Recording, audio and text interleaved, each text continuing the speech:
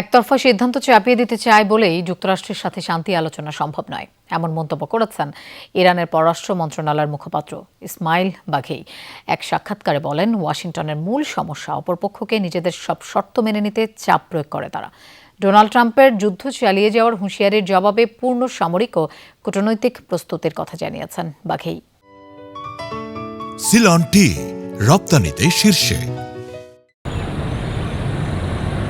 পাকিস্তানের মধ্যস্থতায় যুক্তরাষ্ট্র ইরান মুখোমুখি বৈঠকের উদ্যোগ ভেস্তে গেছে একাধিকবার। হামলা বন্ধ থাকলেও হরমুজ ঘিরে উত্তেজনার পাশাপাশি অব্যাহত পাল্টাপাল্টি কথার লড়াই।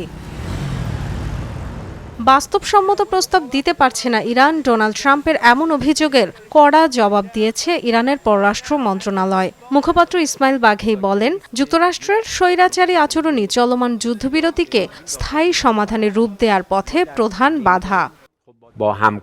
যুক্তরাষ্ট্রের সাথে আমাদের আলোচনা প্রচলিত নয়। রক্তক্ষয়ী প্রেক্ষাপটে তাদের সাথে আমাদের অবিশ্বাসের দেয়াল রয়েছে বলার সুযোগও নেই, কারণ বিশ্বাসের জায়গাটিই নেই। মার্কিন পক্ষের সমস্যা হলো তারা কূটনৈতিক প্রক্রিয়া জুড়ে নিজেদের সর্বোচ্চ দাবিগুলো চাপিয়ে দিতে চায় এবং অন্য পক্ষকে তা মেনে নিতে বাধ্য করতে চায়।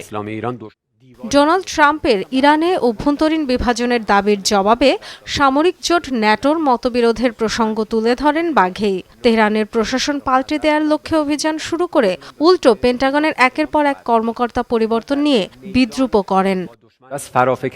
ন্যাটোর ভেতরেও মতবিরোধ আছে, কারণ তারা জানে যুক্তরাষ্ট্র একতরফাভাবে কাজ করছে। আরেকটি গুরুত্বপূর্ণ বিষয় হলো যুক্তরাষ্ট্রের কর্মকর্তাদের এড়িয়ে যাওয়ার প্রবণতা। সবসময় ইরানের সমস্যার কথা দাবি করলেও বাস্তবে নিজেরাই সমস্যার মুখোমুখি। খেয়াল করে দেখবেন তাদের কতজন উচ্চপদস্থ কর্মকর্তা ইতিমধ্যে পদত্যাগ করেছেন বা বরখাস্ত হয়েছেন।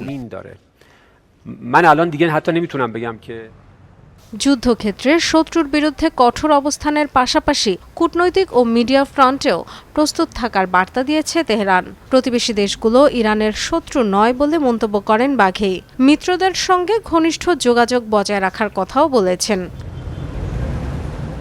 Dorothy Tasrin, Jamuna news.